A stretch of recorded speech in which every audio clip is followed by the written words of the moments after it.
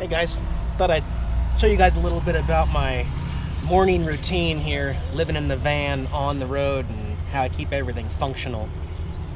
I drove a lot of miles last night, probably about 300 miles into West Kansas, and I'm only about an hour outside of Denver, Colorado now, heading west still.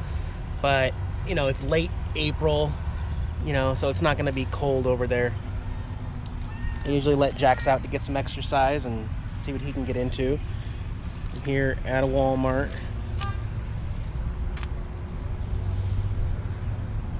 The very first thing I do in the morning is feed Jax, because he wakes me up by laying on my chest, nose to nose, desperately waiting for me to wake up so he can be fed. So he gets fed as soon as I wake up.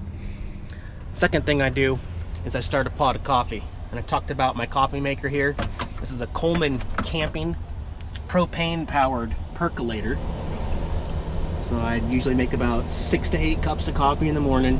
It has to sit like that instead of rotated 180 degrees because the way I constructed the stove down there, I didn't bring it out far enough to the edge.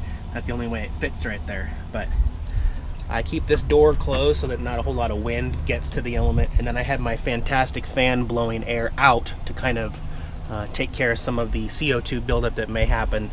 I also have my CO2 sensor over here near the floor back there, just in case, for safety. After the coffee is done brewing, I drink a cup of it right away, and the rest gets stored in my thermos so it's hot, ready to go on the road. All right, now I keep most of my morning supplies in the passenger door with this little cubby hole right here. Soap, toothpaste, trimmers, shavers, deodorant, and everything. It's just more convenient that way.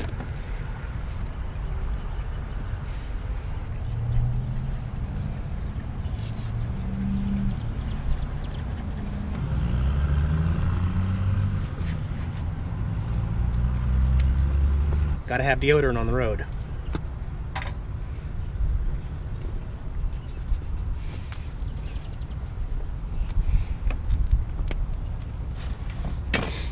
For facial hair upkeep, I have 2 of the same exact wall trimmers. That way, if one goes dead, I can always swap the guide. This is for the guide for trimming my beard, and then I use this one for trimming my head all the way buzzed down.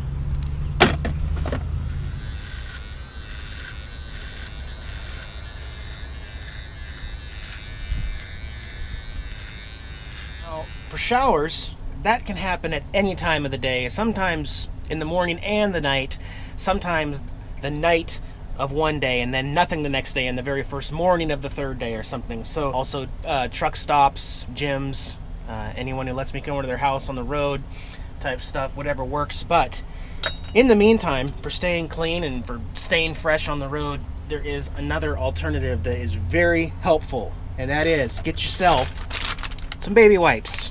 These are perfect. A lot of times I'll wake up in the morning and just kind of scrub down with them. It's really refreshing.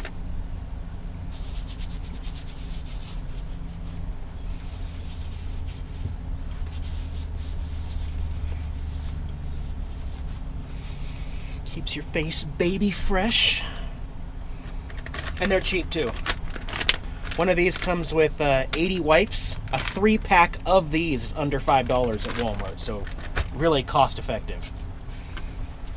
And I use them for a lot more than just cleaning my face and other body parts. I use them for cleaning up all different kinds of areas. I'll take one into the public restroom so I can sanitize my hands on the way out. They're very, very convenient. All right, let's see how coffee's doing here. About 4 cups brewed already. All right, doing good.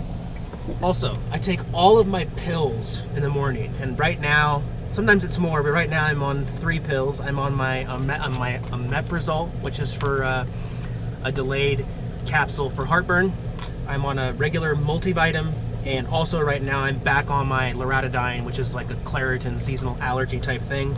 I do keep them in the old case. This is the best way to stay organized. This way you don't think, hey, was that yesterday that I took a pill or the other day? You just look, it's Wednesday. That means it's time for Wednesday's pills. If Wednesday's empty, I already took Wednesday's pills.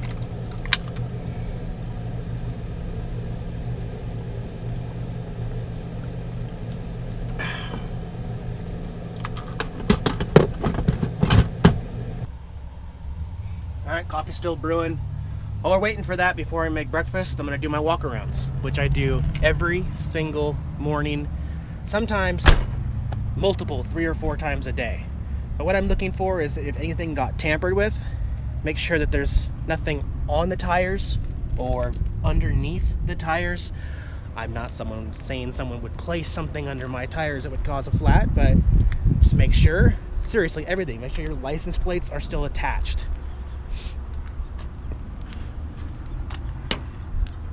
Make sure there's still air in all the tires. Make sure nobody has tampered with your gas.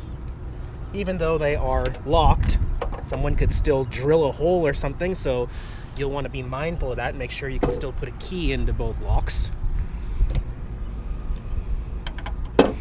Alright, get to the back, make sure everything is still secured and locked. Make sure your locks haven't been cut off and tampered with. Make sure everything is still secure, nothing has come loose, and it's safe for travel. Alright, now for most people, checking the fluids under the hood is not going to be an everyday thing. For most people, it's probably once a week you check all your fluids. For me, it is at least every other day. And in the morning I find is the best time to do it. So I'll check my oil.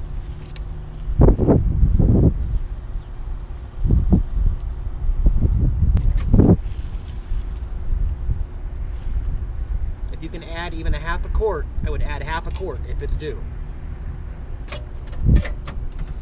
Check your radiator fluid, and don't do this while it's hot. This is pressurized and you could get burned really bad. That's why you do it in the morning.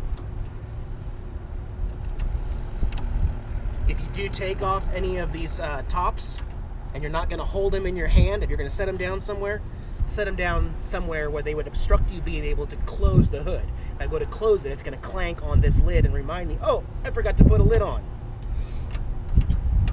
Check your brake fluid. Check my overflow. Good. Check power steering.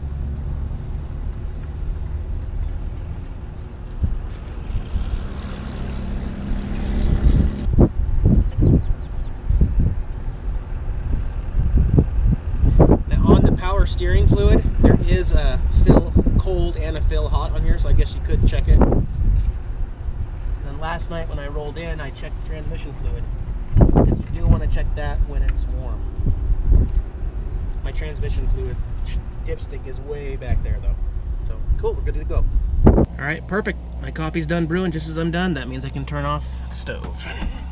If you use one of these stoves, be mindful that this bottom metal piece is going to stay hot for a long time. So don't put it on the carpet or any other wood surface or anything. I just set it here and let it cool off on another piece of this stainless steel. The other benefit, even if you're living in a house, to putting your coffee in a thermos as opposed to keeping it on here, is it's not going to burn. It's not going to have that nasty burnt taste. You put it in the thermos, it stays hot for 12 hours, and there's absolutely no burnt taste. It's just coffee right on stainless steel.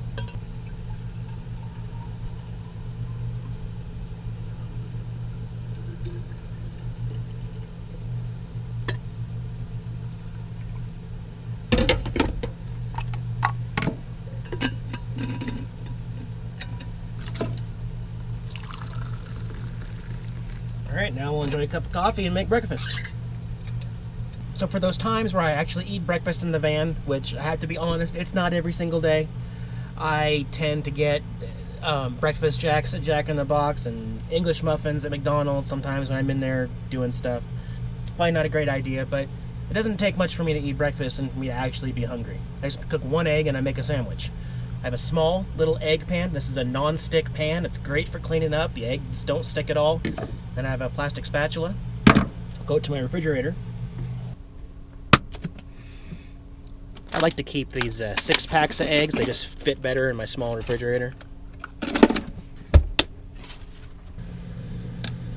Doesn't require a lot of flame to cook the egg.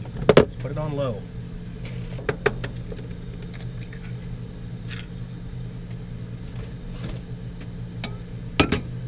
Break it right away. Mush it up. Oh yeah.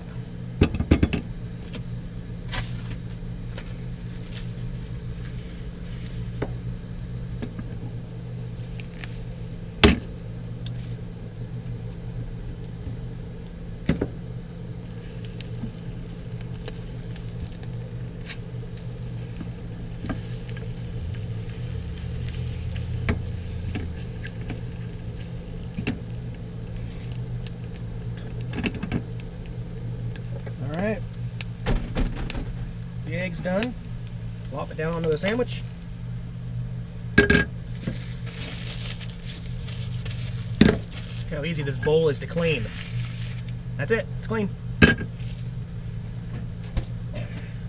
Wrap her up and enjoy.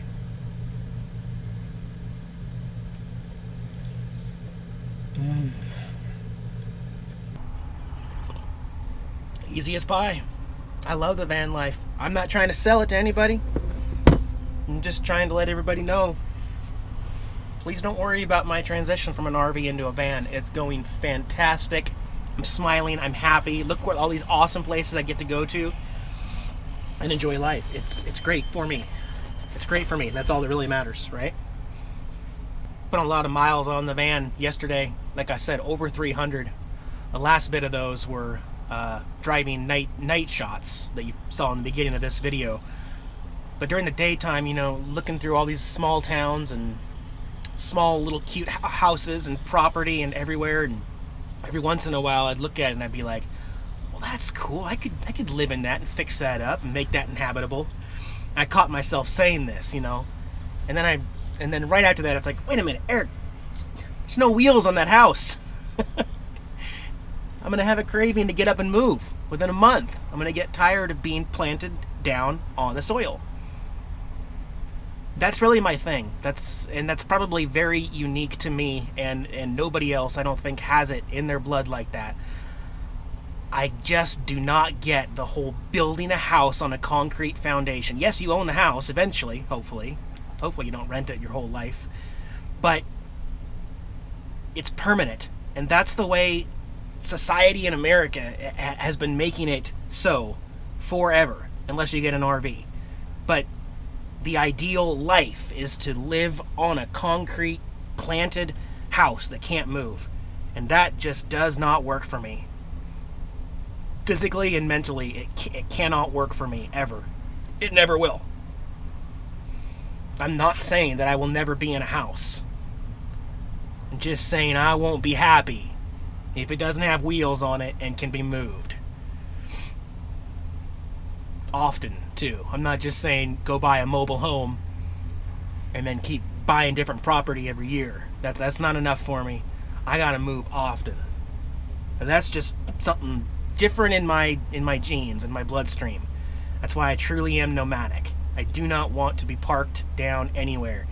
And I question every piece of why we are all supposed to have a non-moving house to be happy. That's not happiness. This is happiness for me. Being able to move every single day, to see something new every single day. It's worth it. Y'all have a good one. Talk to you later.